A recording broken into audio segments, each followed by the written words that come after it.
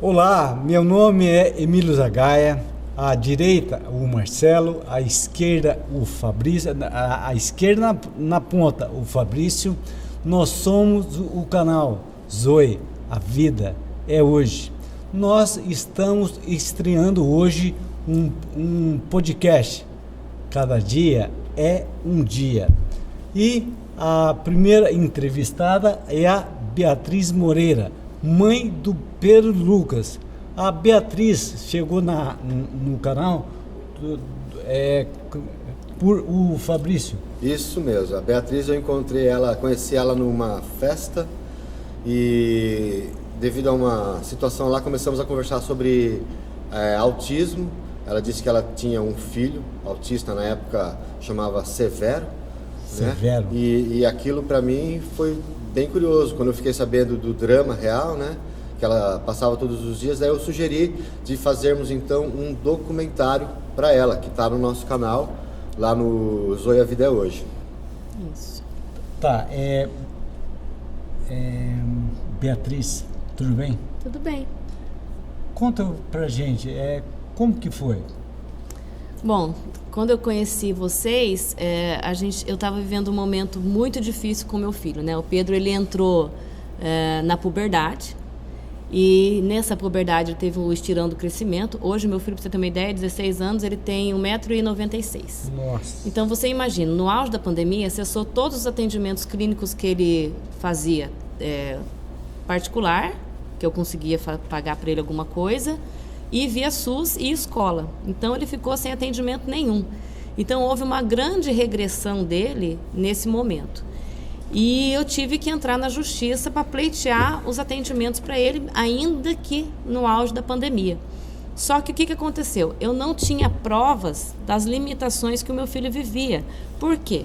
Como mãe, se eu tirasse 50, 100 fotos dele, eu registrava uma e guardava essa uma e abandonava as outras.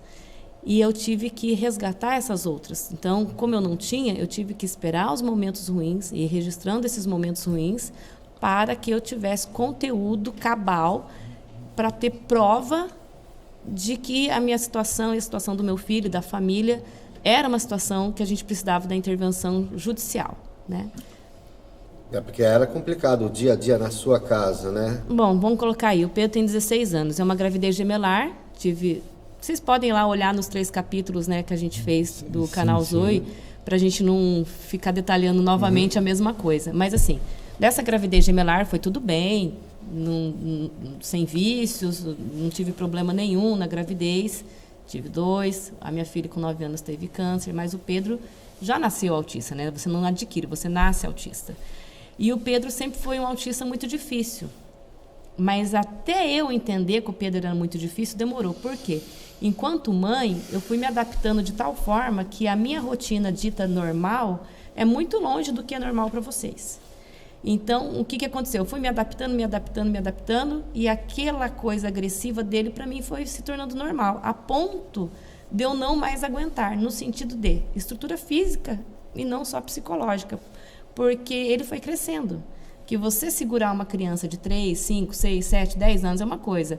Um adolescente de 1,95 m é bem diferente. Então, nesse meio período, eu tive 2 dentes quebrados, 5 vezes o nariz, 4 costelas fraturadas, 2 quebradas, 2 dedos do pé, 2 dedos da mão. E eram essas coisas que me chamavam a atenção, porque a gente tinha uma amiga em comum, e ela falava para mim, aquela amiga minha aqui, a Beatriz, que você conheceu, nossa, precisa da ajuda do canal, por causa disso. Eu falava, puxa, é verdade, cara. Aí que a gente marcou a entrevista, fizemos o documentário. Foi quantos anos atrás? 3 anos. 3 anos atrás. 3 anos. 3 anos atrás a gente começou a juntar o material, né? Mas era muito difícil, porque assim, tinha coisa que era tão pesada. Por exemplo, eu tive 10 intervenções policiais dentro da minha casa, 6 delas com 9 PMs, inclusive com o pessoal da Rony, para segurar o Pedro. Porque como o Pedro não é um criminoso, então, assim, os meninos vinham com cuidado, sabe? Para não machucá-lo, porque não é um cara drogado, não é um cara maluco que está ali. É uma pessoa que está precisando de um suporte para poder ir para o médico, passar por uma sedação. Só que essa sedação chegava no médico, tomava, chegava em casa e começava tudo de novo. porque não é tratamento, era uma situação pontual. Sim. Né? E nisso aí a gente gerava assim, rasgava a roupa, quebrava meu dente. Você tinha... Então foi um ano de... Juntando materiais. De gravação, Um ano editando, Nossa. e aí depois no outro ano a gente lançou. A gente lançou em três episódios, foram 3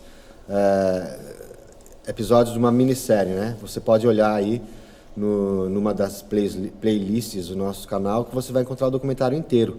E aí o objetivo dessa primeira entrevista era justamente saber da Beatriz, né? Qual foi o resultado desse trabalho, né? E qual foi o fim, né? Para o Pedro, né? Você precisava internalizar ele na época, né? Do documentário. Isso, o grande problema da Beatriz na época, ela precisava de uma instituição que aceitasse o Pedro, não é? E onde ele tivesse os cuidados que eram necessários para ele. Na verdade... Quando a gente começou a fazer o documentário, a gente também começou a se surpreender com as situações, né? Porque a gente não esperava. Foi uma época em que a gente captou bastante imagens e a gente teve realmente que fazer um trabalho bem minucioso para poder editar aquilo e poder contar uma história que fosse coerente, que pudesse ajudar na situação da Beatriz. É porque, assim, é muito chocante, né? Por exemplo, teve uma vez que ele me mordeu que eu tive que fazer varize, então lavou o chão de sangue. O Pedro se machucou várias vezes, né? E toda vez que ele se machucava, ele também, por exemplo, quando ele quebrava alguma coisa em mim, ele também se quebrava. Ele me deu um soco que ele quebrou a mão. Ele arrancou o dedo do seu pai? Ele mordeu e arrancou o pedaço da primeira falange. Um pedaço do dedo. Na verdade, o que aconteceu? Essa ação, eu já estava indo assim no Ministério Público pedindo suporte para atendimentos do Pedro. No começo, para que a Unimed fizesse atendimentos. Mas aí tem várias coisas.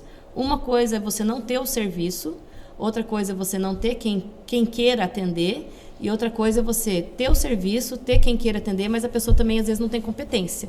Então nós temos essas 3 situações aí para quem tem um filho autista hoje no enfrentamento, né? Mas a ação em si, ela não começou em prol do Pedro, ela começou contra mim. Porque quando meu pai e minha mãe sofreram algumas agressões, eles foram procurar atendimento médico em posto de saúde, entrou como agressão familiar. E aí colocou como se eu estivesse colocando meus pais em risco, inclusive a minha filha, que é gêmea com o Pedro, a Heloísa. E aí eu tive que reverter essa situação para dizer assim, olha, eu não posso deixar vocês criminalizarem meu filho, tirar ele de mim e colocar ele, por exemplo, num sanatório ou alguma coisa assim, de maneira criminalizada. Então, o meu medo maior era isso. Então, a gente foi lutando. Aí eu fiquei afastada do trabalho quase 3 anos, eu quase fui exonerada do meu emprego, por causa que eu fiquei muito tempo afastada, que infelizmente a justiça e as normas para o mundo de quem precisa de um afastamento por questão de saúde é muito triste, né? Então, assim, foi bem complicado, foi muito tenso, e a ponto da gente, assim, ter que abrir uma picada numa selva de pedra todos os dias, né? Em prol do filho seu. E o mais triste para mim, meninos, é assim que não sou a única. Eu não sou a única.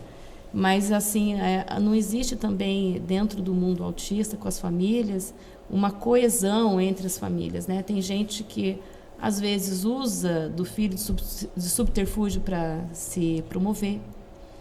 Existe aqueles que, numa situação que eu vivi e vivo, né? Hoje eu estou numa situação mais tranquila, mas eu vivo o autismo do Pedro todo dia. Essas pessoas se apagam, se escondem. Eu falo assim que a gente começa para as pessoas, quando você vai para a escola, quando você vai para o profissional, para ter atendimento para o seu filho ou filha, você é a guerreira, vamos te ajudar, vai dar tudo certo. Depois você vira a mulher invisível que ninguém quer te ver, ninguém quer te receber, ninguém quer saber do seu problema. Aí chega num dado momento, a grande maioria dos profissionais, inclusive aqui em Londrina, atende as crianças. Quando chega na adolescência, se houve uma regressão, autista, né? Que geralmente há uma regressão, porque é o seguinte: todos nós temos uma coisa chamada poda neural. O nosso cérebro é incrível, né? Então, assim, você tem um monte de coisa lá que é útil e que é inútil. biologicamente falando. Então, ele vai fazer uma poda do que não é tão útil para você. E você tem a questão também da neuroplasticidade. Você tem lá os seus neurônios que vão, de repente, se adaptar para novas funções. Só que o autista, ele já é muito complicado na sua sinapse. Então, se eu dividir o cérebro em 4 partes e eu tocar em você, você vai ter a sensação, levar a informação para o cérebro. Tato. Você vai ter o tato, você vai ter o que é o tato, você vai gerenciar essa informação e vai responder a ela em frações de milésimo de segundo, que a gente nem percebe que a gente está fazendo isso. Agora, o cérebro do autista acende as luzinhas como uma árvore de Natal, tudo ao mesmo tempo e piscando. Então, quando ele vai fazer essa poda neural aí na puberdade, o que ele está cortando? Será que está cortando uma coisa útil? Então, assim, eu vejo na regressão do Pedro enorme quando ele entrou na puberdade. Só que junto com essa poda que ele está tendo ainda, o que aconteceu? Aconteceu o Covid. Cessamento da escola, cessamento de uma rotina, cessamento de convívio, cessamento de terapia. Então, assim, várias coisas culminaram para pior. Não só do Pedro, como de muitos autistas na mesma situação. E os autistas têm nível, né? Hoje, essas classificações elas vão mudando, né, de acordo com os estudos, né? Então, hoje a gente divide em suporte autista de nível 1, 2 e 3. Não significa, por exemplo, eu posso ter um autista de suporte 1 que é verbal, que fala, né, fonético. Eu posso ter um autista de suporte 2 que fala. Eu posso ter um autista de suporte 3 que fala.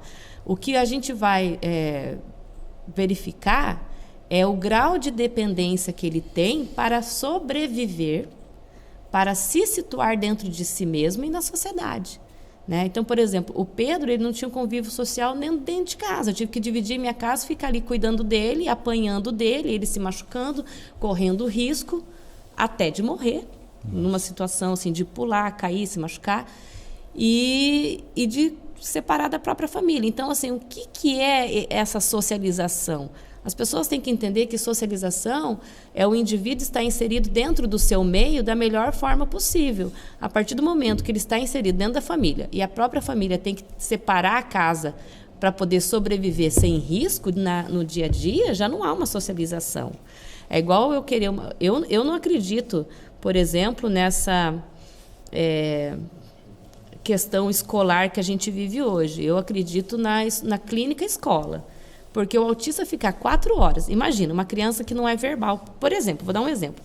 Uma criança não verbal, tá?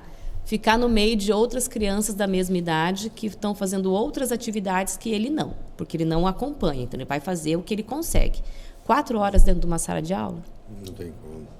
Né?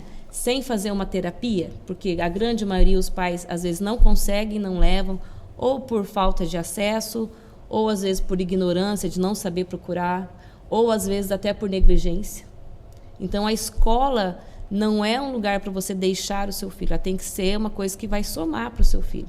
Só que a escola, se eu chegar com uma criança, que ela também não pode agredir os demais, não pode se agredir, né? Ali não é terapia, e o autista precisa de terapia, né? A única terapia que a gente tem, mundialmente falando, que funciona com o autista é o método ABA, que é você se comunicar através de imagem, né? Então quer dizer que você está falando que a escola, socializar o autista não significa fazer ele conviver com as pessoas comuns, significa dar um atendimento que ele precisa. Que ele precisa, inclusão. Vamos supor, Fabrício, que você seja uma pessoa extremamente tímida. Você é obrigado a conviver numa multidão? Não. Agora, imagina um autista que não fala por si e que a sociedade dita que ele tem que viver na multidão. Porque isso é socialização. De repente, uma sala com 30 colegas que vão ter todos os tipos de situações, que a gente também tem muito laudo ali, né? Você tem o TOD, você tem o TDAH, você tem dislexia, enfim, você tem um monte de situações e o autista cada vez mais diagnosticado. E aí você tem um professor, um de apoio, para viver aquela pluralidade que não vai dar conta. E também, olha, me desculpe, não quero ser cancelada, mas e os demais ditos típicos? Eu também, eu tô em todas as pontas. Eu tô como mãe de um típico, de uma típica, eu tô como mãe de um atípico, eu estou como professora, como ser humano e como cidadã. Não, você inclusive se formou em... Eu me formei em geografia, mas eu me especializei em TEA, né, que é transtorno do espectro autista, e eu trabalho só com autistas na rede pública hoje em Londrina. Muito legal. Eu faço atendimento só com criança autista de manhã e no período da tarde.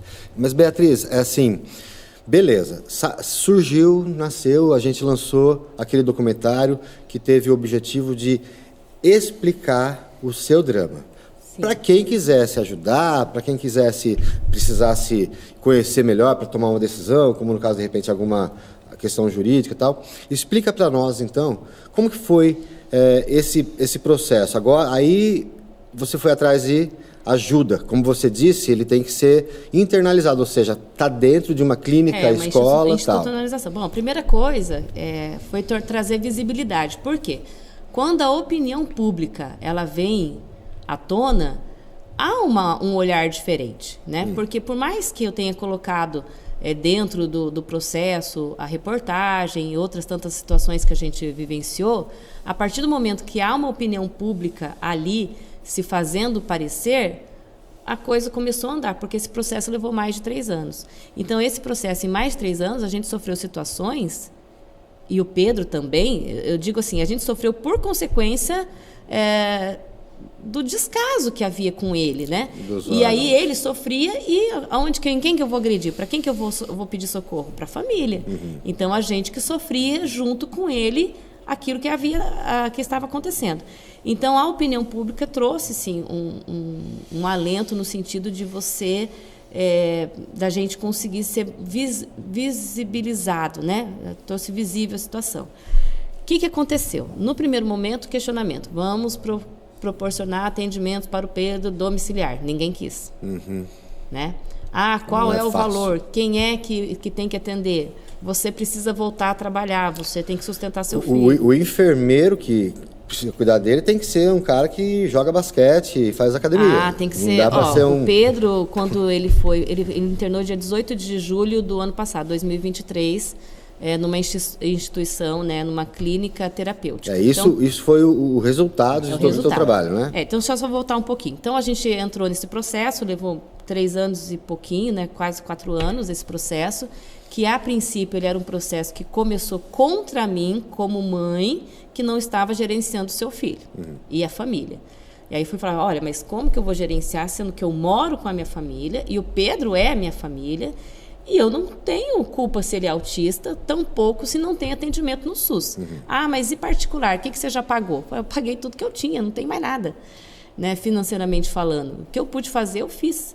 Através de vaquinha, através de rifa, através de passar roupa, fazer doce, trabalhar, nada era o suficiente, né? Então, a gente conseguiu. Aí, conseguiu trazer esse olhar. Aí, quando nós conseguimos trazer esse olhar, foram muitas audiências para provar que não é que eu queria me afastar com meu filho. Não queria. Eu sofro todo dia com isso, né? Mas, não vou chorar. Mas, enfim, o que acontece? A gente teve que provar que ele realmente precisava de um atendimento onde ele pudesse ser cuidado, atendido, ainda que não tenha um resultado, que ele não vai. Eu não estou preocupado se o meu filho vai aprender a ler, se ele vai aprender a escrever. Eu estou preocupado com o meu filho consiga ir ao banheiro, consiga se vestir. Porque meu filho estava 7 meses nu. O tempo todo nu, se masturbando, batendo nele mesmo e batendo na gente. Hoje eu chego para visitar, ele está de tênis, está de vestido. Se você ergue a blusa dele... já não quer ficar... às vezes eu quero fazer um carinho, vou mexer na barriga dele, aquela coisa de mãe, né? Ele já... Eu falo, filho, beija a mamãe, ele... Né? Então, assim, ele está bem mais organizado. Ele tem quantos anos hoje? 16. 16, 1,96 m. Nossa. Né? Assim, não foi fácil para a gente chegar até onde chegou. Então, quando a gente conseguiu fazer que fosse entendido que o Pedro precisava realmente de uma institucionalização terapêutica, porque não é uma institucionalização psiquiátrica. Até porque no meio psiquiátrico você tem o quê? Você tem adultos, você tem pessoas dependentes de droga, outros vícios, não era para o autismo, né? Então foi difícil a gente conseguir. Daí eles, então você vai ter que fazer uma busca para achar esse lugar. Então, eu encontrei esse lugar que eu já conhecia, já estava intermediando. Se eu tivesse dinheiro, meu filho teria passado para lá há muito tempo para evitar o sofrimento que ele teve. Porque se ele ficou agressivo dessa forma e brigava com a gente, assim, machucava a gente, é porque ele já estava em sofrimento. Ninguém agride ninguém à toa, só se for maluco. E ele não é maluco, ele é autista. Então, assim, eu não consigo me expressar, como que eu vou me fazer entender? Talvez nem ele consiga se entender. Então, é muito difícil a gente falar, né? Então, a gente fez essa busca, conseguimos o lugar. Mas aí esbarramos na questão financeira, porque é um atendimento surreal. Ser mãe de autista não é para pobre, tá? Não é para pobre. A gente está falando aqui de uma internação que vai variar, dependendo da capacidade da família de cuidados, porque uma coisa é você pagar a estadia, outra coisa é você pagar a terapia, outra coisa é você pagar os itens de ordem pessoal. Então, você tem aí uma internação que vai variar aí de 15 a 25 mil reais. Né? Mensal. Fora que isso eu consegui na justiça, ok? Tudo que é de ordem pessoal do Pedro, roupa, tudo que é de ordem pessoal, eu que providencio. Às vezes acontece, como já aconteceu, o Pedro é uma criança alérgica, um bichinho morder, aí vamos fazer um exame, aí vai para o SUS, né, que o SUS tem parceria, né, vai para o CAPS ou o posto de saúde, e eles atendem muito rápido lá, porque lá, como é uma cidade que já tem algumas instituições nesse sentido, então o pessoal sabe que tem direito a ser atendido rápido e atende rápido. Porém, às vezes tem uma demora, tem uma demanda, então eles me ligam, olha, se você quer uma agilidade, então tem que pagar. O que eu faço?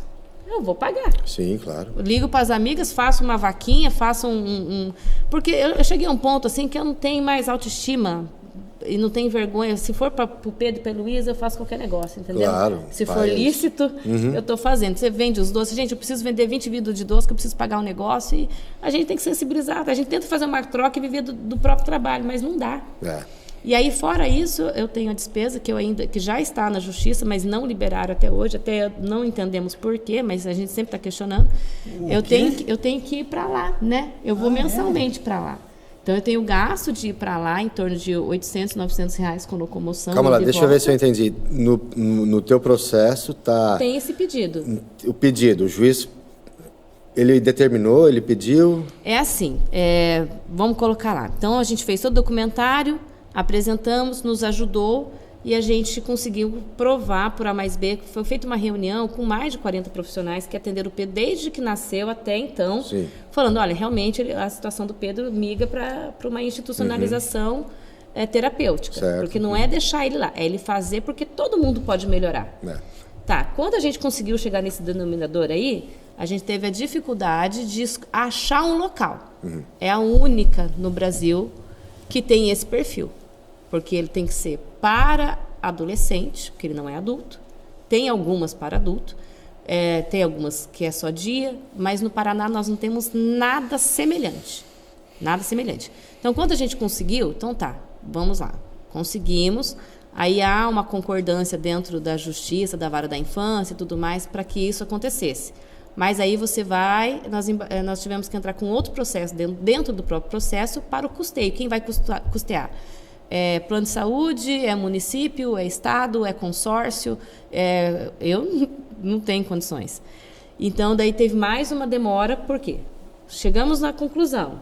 O canal ajudou muito nessa coisa de da visibilidade e ver assim, olha, gente, isso aqui é real. Tipo, uma coisa é eu filmar, outra coisa é o público ver, você ter um canal sério falando, olha, isso aqui nós presenciamos, isso é fato. Aí chegamos na conclusão. Chegou na conclusão, agora esbarramos na questão financeira. E aí o que acontece? Aí vem novamente questionar a mãe, né? Porque eu fui questionada no começo ao fim. Bom, então, você vai visitá-lo? Óbvio. Eu não queria nem que ele estivesse longe, né? Então, e ele está lá porque é lá onde tem o atendimento para ele, né? É lá que tem o atendimento para ele. Então, não é no estado do Paraná, é em São Paulo. Então, eu vou todos os meses para lá. E todos os meses é mandado relatório dos profissionais, da instituição, e o meu próprio que eu faço quando eu vou e eu passo para advogado, é tudo incluso, né? Então, assim, é acompanhado de perto. Mas o governo, alguma instituição? Quem paga é o Estado do Paraná. Mas e o transporte? Transporte eu não tenho. Você não tem o transporte? Não, eu consegui algumas vezes via conselho tutelar, mas eles também se negaram a dar, então não tenho. Mas está determinado o transporte para você? Então, a gente pediu nos autos do processo e geralmente isso é cedido. Nos outros processos de outras mães que eu conheço que estão lá, mas do Paraná só tem eu lá, eu e o Pedro, né? Se consegue. E é muito tranquilo. O Paraná, eu sou a primeira mãe no Paraná que consegue a institucionalização do filho nesse sentido. Certo. Então, eu acho assim, é muita novidade, só que é muito moroso pra gente. Sim. E quanto mais demora, por exemplo, igual eu falei para vocês, né? Tanta coisa que o Pedro vivenciou, que se ele tivesse tido o devido tratamento, talvez não tivesse acontecido tanta coisa ruim com ele. Porque você imagina você pegar um adolescente autista, numa crise, ter que chamar 6 pessoas da Rony, da PM, da Guarda Municipal. Teve vezes do Guarda Municipal chegar e entrar em crise e falar assim, olha, eu sou pai de um autista, eu não vou conseguir ajudar você. Nossa. Vou chamar outro colega. Sabe? E imagina você pegar 6 caras enormes para pegar aquele garoto, amarrar numa maca, colocar na ambulância, levar para o hospital, chegar no hospital não querer lá, chegar em casa tudo de novo. Não, assim, essa realidade que você passa, né? Ela é dramática mesmo. Tanto que eu demorei 1 ano para editar o material, porque tinha dia que eu não conseguia estar dentro dessa realidade. Olha, uma coisa para mim que foi muito dolorosa, uma vez, não foi a primeira. Quando você chama o SAMU, né? O SAMU chega, aí chega a equipe da PM, o guarda municipal, os meninos que foram ajudar. E aí o que acontece? Você imobiliza, tenta fazer uma sedação. Algumas vezes essa sedação aconteceu deu efeito rebote, em vez de dormir, acordou. Uhum. E aí o meu menino como que ficava? Colocava numa maca, tem aquela prancha, né? Você amarra, imagina você amarrar uma criança ali, sem roupa, porque ele rasgava a roupa, daí a gente colocava por cima, cobria, chega lá na ambulância, fica lá 2 horas esperando o hospital falar não. Imagina a dor, sabe, assim, aí você é doida, né, nessas horas. Toda mãe de autista é maluca, toda mãe de autista é isso aqui. Isso é muito comum.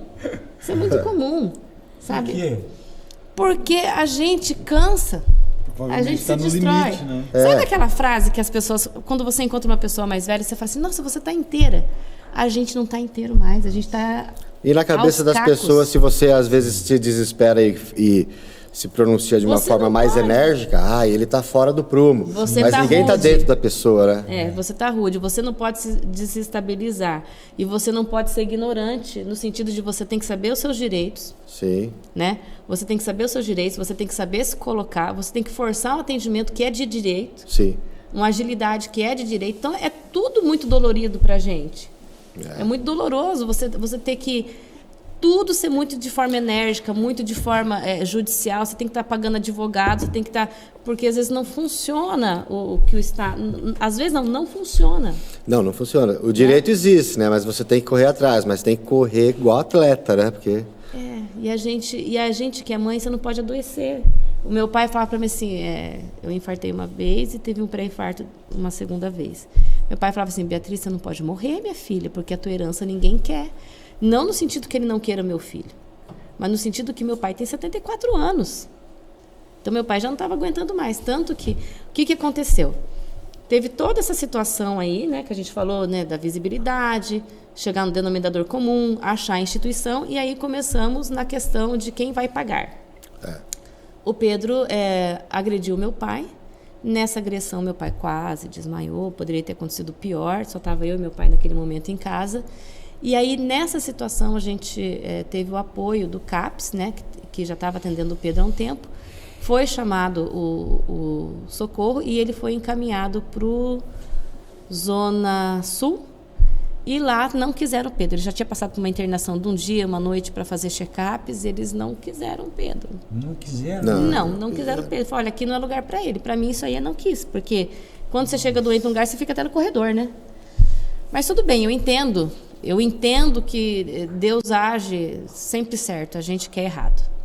Aí ele foi parar no HU, e aí essa internação no HU, eu passei as reportagens para os médicos, porque se falou de lobotomia, se falou assim coisas que eu sei muito bem que não tem nada a ver, mas assim, sempre querendo gastar menos, né? Gastar menos. E aí é onde que eu peguei toda a documentação que eu tinha, todos os vídeos do canal, tudo, passei para a equipe se sensibilizou. Falou assim, olha, não tem como mandar ele para casa, ele precisa de um tratamento agora, porque senão, para ele ter atendimento, eles queriam que ele fosse medicado. Para ele ser medicado, ele tinha que ter atendimento. Então, por exemplo, Aí, como né? é que ele vai melhorar só com remédio? Não dá, ele tem que ter atendimento para ele melhorar. E aí a escola não recebia. E a escola é especial. Então também não tem know-how para atender uma criança do suporte 3 do Pedro, né? Suporte 3 Londrina, suporte 3, é frustração, Londrina. Você pode olha, dizer eu vou isso? falar Como uma é que coisa é? para você. Você vai chegar numa escola, ainda que seja uma escola especial, se você chegar no nível que o meu filho chegou, eles não conseguem conter. Lá não é feito contenção, é só mecânica, né? Só segura, Deixar leva... preso. Não deixa. Não. Mecânica, assim, só segura manualmente, retira daquele ambiente que está provocando o estresse e vai fazer uma caminhada. Então, isso demonstra que tem uma especialidade no manejo dessa situação, Nossa, né? Então Numa isso na escola não tem. É muito difícil. Mesmo na especial. Não, mas na escola especial você tem ali 2, 3. Você tem lá o professor, o professor de apoio, certo. E você tem o cuidador em algumas também, que seria para essas situações. Certo. E aí você tem 3 a 4 alunos por sala. Entendo, mas no caso de um menino com 1,95 m... Mas o que acontece? Por que não pode ter um atendimento diferenciado? Né? Ele teria que ter um só para ele. Sim. Né? Por exemplo, quando o Pedro foi para a instituição, ele tinha 2 cuidadores dia e 2 noite. Então, o cuidado que é fornecido geralmente pelo Estado ou por instituições, ele não é um cuidado para o bem-estar. Eu vejo, do autista em si. Eu vejo assim, aqui no estado do Paraná, de maneira muito geral, é que ainda não pararam para olhar a situação e ver o que vamos fazer. Tem outros estados que estão mais avançados? São Paulo é muito mais avançado. Ah, é? Muito mais avançado. Muito mais avançado. Tem problemas também. A gente tem problema no Brasil inteiro, claro. Mas eu acho que está melhor. E aí, o que acontece?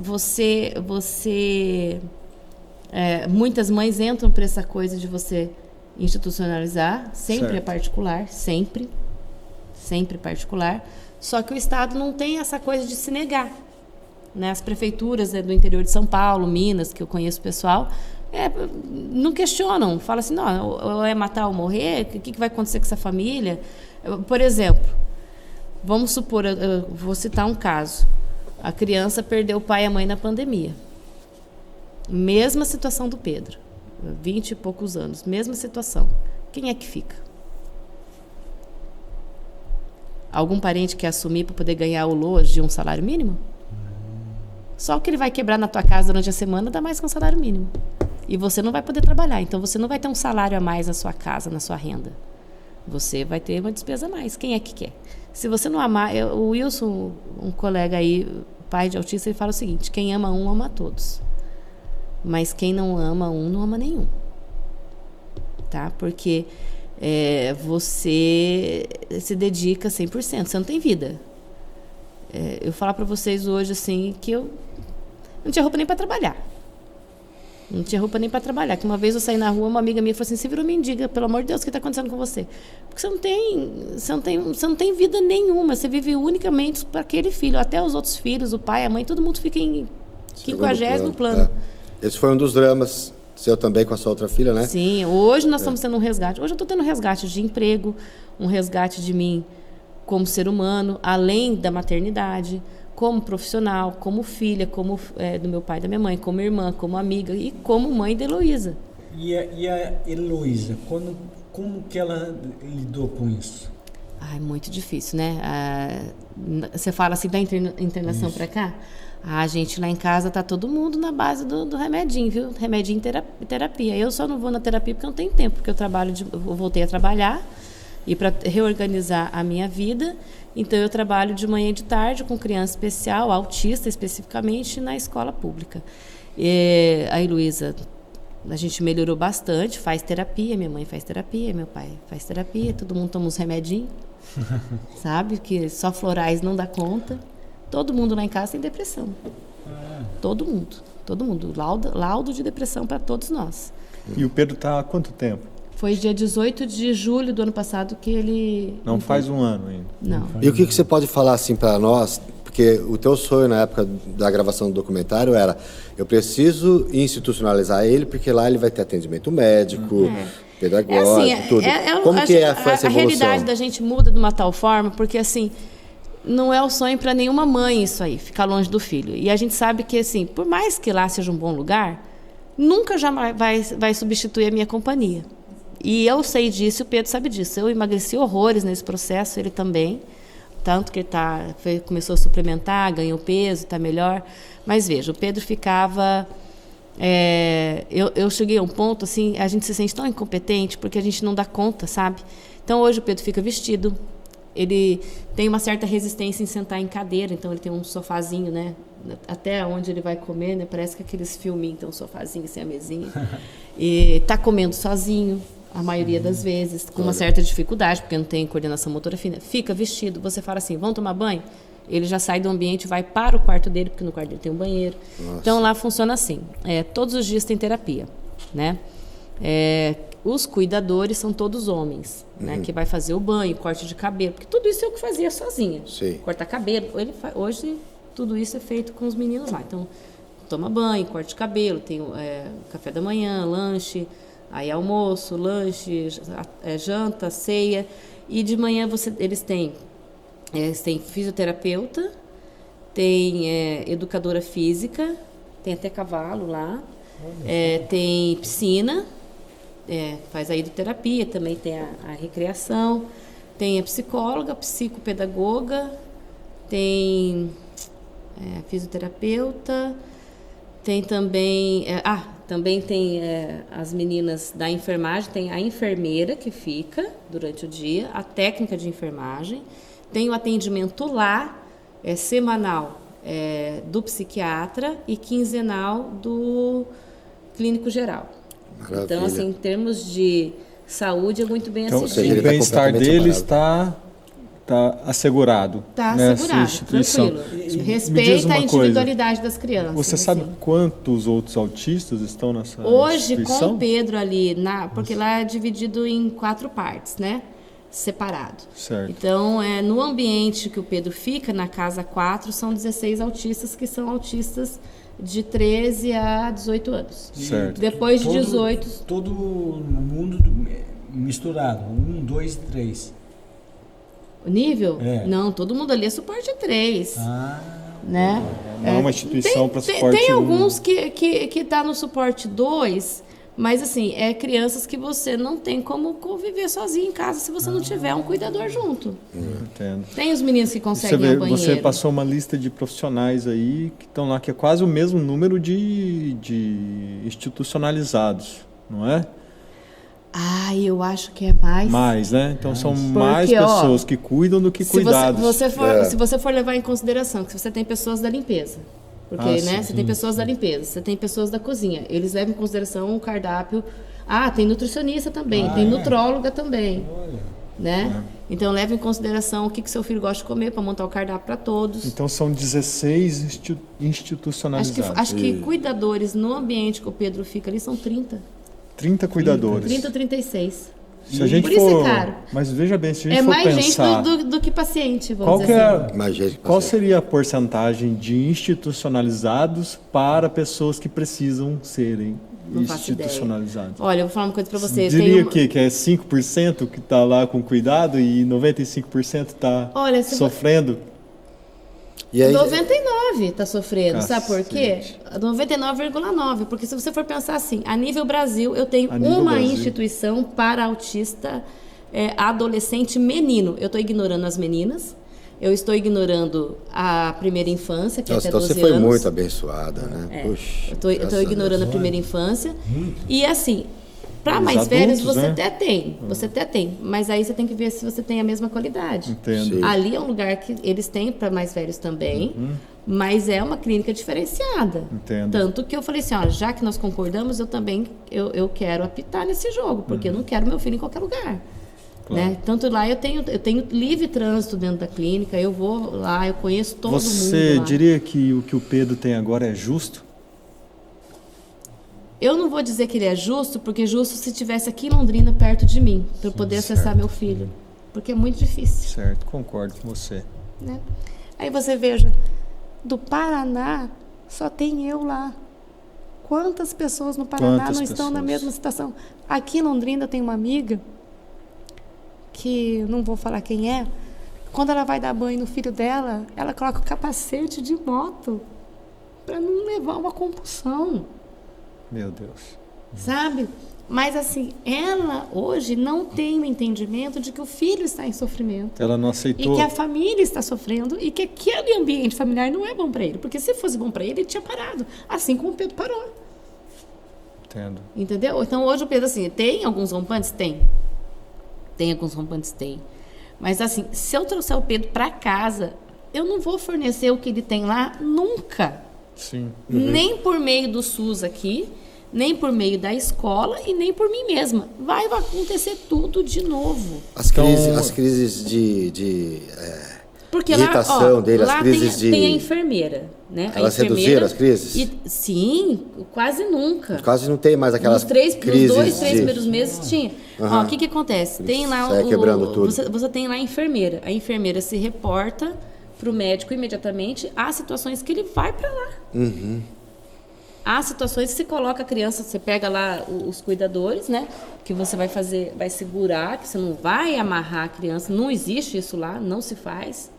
Né? Que, por exemplo, no hospital psiquiátrico que o Pedro passou, ele ficava amarrado. Né? Aí eu tive que entrar com uma ação para retirar da internação, porque eu falei, ué, mas ele tá vindo para se tratar para ficar amarrado. Para ficar amarrado, ele fica solto em casa. Eu prefiro eu apanhar ele do que eu deixar ele assim, porque ele não entende. Não entende. É muito bruto. Então, assim, o Pedro, ele passou por uma situação que ele ainda... foi tão traumático que ele ainda não esqueceu, ele não superou. Nem em termos de sedação, porque ele tomava uma medicação... que a gente chama medicação de depósito. Você dá uma injeção e ela vai liberando aos poucos, uma vez por mês, passou uma vez cada dia. Nessa internação de 31 dias, de 33 dias que ele ficou no hospital até sair a transferência dele para São Paulo, ele estava tomando diariamente. Então, assim, dentro do organismo dele, ele ainda está intoxicado. Então, hoje ele está assim, bem tranquilo. Até demais. A gente começou a entrar com medicação para dar uma desintoxicada nele. Porque no começo ele estava agressivo, depois ficou muito apático, e agora que ele está começando... E essas situações todas é devido a um despreparo geral, né? Nós temos despreparo e nós temos descaso. Sim. Né? Por exemplo, teve a primeira internação do Pedro, vamos te ajudar porque está precisando, No terceiro dia, a própria médica disse, olha, se eu fosse você, eu tirava meu teu filho daqui, porque não é o melhor lugar para ele, não vai adiantar em nada. Mas ela não falou para mim, olha, vamos ver o que é bom para ele, o que nós podemos fazer em termos de medicamento. Tanto que eu estava convencida que o Pedro estava refratário à medicação. E não estava refratário à medicação. O que acontece? Você vai ao médico, ele está em casa. Ele vai oferecer uma medicação, você vai ver, tem 1 milhão de possibilidades de combinações medicamentosas, certo? Sim. Só que ele vai para casa, ele tem que passar por uma experiência de 15 dias. Não deu certo, você vai trocar medicação. Isso aí é uma intoxicação medicamentosa, é dinheiro que vai, é um sofrimento porque não teve efeito. Agora ali não, ali ele está sendo orientado. Passou 3 dias, não deu certo, vai outro. Entendeu? Certo. Até modelar. Então hoje ele está tranquilo. Hoje ele dorme bem, que ele não estava dormindo. Ele chegou a ficar 54 horas sem dormir. Muito bom. Beatriz, voltando a falar da entrevista do canal, você lia os comentários do pessoal? Eu lia. Como é que foi? Você foi acolhida? Olha, eu acho assim que as pessoas têm muito espanto de ver, porque como eu falei assim, acho que as famílias que chegam nessa situação é tão difícil e a gente se sente tão culpada que a gente fica invisível para a gente mesmo. É muito difícil você ir lá e expor. Eu não tive nenhum comentário que eu tenha visto em nenhum veículo onde vocês colocaram as informações que eu não fosse acolhida. Mas eu vejo assim que as pessoas não conhecem essa existência e existe isso. E é muito, não é pouco. Isso, inclusive, você é educadora, né? E a sala de aula comum hoje, de um colégio de ensino médio, qual a porcentagem de autistas que estão convivendo. Olha, quando eu entrei nesse mundo do autista, o Pedro está com 16 anos, se falava de... Isso aí é muito assim... Vamos pegar dados mundiais, porque o Brasil não tem um dado, tá? O Brasil não tem pesquisa séria nesse sentido. Então, qualquer coisa que eu for falar é achismo, mas vamos colocar aí. Você tinha aí 1 para 2.000, daí passou 3 anos, 1 para 1.000, 1 para 700, hoje você fala 1 para 27. 1 para 27. Em quanto tempo? Em 16 anos. 16 anos, desde que eu entrei. Vamos colocar aqui. Desde que o Pedro surgiu na sua vida. Há 16 anos atrás se falava de 1 para quase 2.000. Hoje se fala 1 para 27. Isso aí você pode falar também por causa da falta de diagnóstico. Eu acho que não é só. Eu acho que não é só a questão da falta. A falta de diagnóstico é um fator, porque antes colocava todo mundo como retardado, Sim. ia para pai e acabou, e se fosse tranquilinho, ficava em casa, a população era rural. Uma coisa que eu sempre falo é o seguinte, até 1970 a população era maciçamente rural. Aí se você pegar lá seus avós e você vai escutar Sim, assim, a criança morreu afogada. Gente, uma criança que nasce no meio rural, que está acostumada a nadar, que está acostumada com poço, porque não tinha energia elétrica e nem água, como é que morre na cisterna? Como é que morre naqueles banheiros que tinham, né? Que era privada. Quem que você acha que morria? Você acha que era criança normal? Que nasceu naquele meio, que conhece tudo? Para mim, que quem morria era quem já era um pouquinho diferente. Que não tinha aquele medo, porque o autista não tem medo. Né? Tem uma grande limitação com essa questão do medo. Então, eu já vejo assim, há uma falta de dados nesse sentido. Muito grande. Depois a gente começou a ter uma outra situação. Todo autista é autista por fator genético. Bom, vamos lá. O que é fator genético? No desenvolvimento, quando está surgindo o ser humano ali, alguma coisa não saiu como planejado dentro do que a gente chama de normalidade. Agora, o que é esse fator genético? Ele pode ser hereditário ou não. Pode ser hereditário por parte da família da mãe, por parte da família do pai. Ou não. Pode não ter nenhum fator genético hereditário de pai e mãe, mas a combinação de fatores genéticos do pai e da mãe fizeram aquela criança autista. Eu tenho uma gravidez gemelar, tive um filho e uma filha, a filha não é e ele é. Né? Às vezes você começa a pensar assim, mas que aquele tiozão meio esquisitinho, aquele, né, que... É para ver, é para comer, sabe? Ou aquele muito tímido, será que já não era alguma coisinha ali? Porque você tem hoje pesquisado, vai aumentando. Você tem hoje aí nas pesquisas mais de 1.000 marcadores que podem fazer com que aquele cidadão seja autista. Mas quais fazem cada um autista é um conjunto específico daquele indivíduo. Por isso que nenhum autista é igual ao outro. Sim. Você tem um autista que fala e não vai no banheiro. A individualidade também é uma das dificuldades do tratamento. Por isso que tem que ter um monte de gente em volta para cada um poder atender cuidar de alguma coisa, uma partezinha. Olha, ali, só né? tem 2 medicamentos que eu poderia falar, não vou ficar citando, mas que são usados largamente aí para autista. Todos os outros, que eu já até comentei na nossa outra entrevista, são remédios que são para demência, são remédios que são para estresse, remédios que são de uso contínuo para enxaqueca, para depressão. Não é um remédio que fala assim, esse remédio aqui foi desenvolvido para um cérebro de comportamento autístico. Entendo. Não tem. É tudo tentativa e erro. Então, aí gente, outra coisa também que a gente é uma coisa muito complicada quando se fala do canabidiol também. Porque o canabidiol não tem uma pesquisa, um dado que você fala assim, olha, tantas pessoas usaram e melhorou. Eu tentei e não funcionou. Certo. Né? Por quê? É por amostra. Mas que amostragem? Eu sou médico, eu tenho 10 pacientes, funcionou para 1. Essa amostragem, ela não é positiva. Não significa ainda para poder dizer que funciona. Então, para o autismo. Para o autismo. Também tem muita propaganda. A gente ouve disso, assim, conheço muitos que fazem para epilepsia, enxaqueca, funciona muito bem. Epilepsia funciona. Funciona muito bem. Fala que funciona. Mas também Parkinson não também. tem mas também não tem uma amostragem assim grande, porque para você fazer uma amostragem, Zagai, você tem que pegar pessoas de com X grupos específicos, especificidade, idades, o que já tomou, o que já tratou, para você falar assim, para esse grupo aqui funciona, para esse não funciona. Você não tem esse mapeamento. E aí é onde que você vira dá oportunidade para as pessoas ganharem dinheiro. É uma coisa que eu sempre falo, o filho da gente é papel moeda. Ser mãe de autista é muito caro. Muito caro. E se você for ignorante, você não souber ir atrás do que você precisa, é um pecado, porque você está condenando o teu filho a ter uma piora. Você falou aqui da sala de aula. Você entra na sala de aula, meu Deus, vamos lá. Eu tenho uma criança que você quer fazer a inclusão dela nessa sala de aula. Sem terapia, não vai funcionar. Não é inclusão. Inclusão não é ele 4 dias por semana, 4 dias por dia. Inclusão não é colocar no mesmo ambiente e largar, né? Não, se a criança não está incluída nem na própria casa. Que às vezes chega em casa, ela tem que ficar meio que trancado para dentro, o pai para fora, e o pai para fora e o filho para dentro. Também não é inclusão. Certo. O que é inclusão, por exemplo?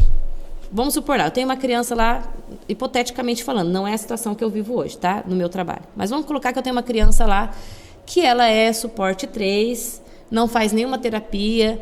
O pai, muitas vezes, fala, eu não concordo com medicação, não medico.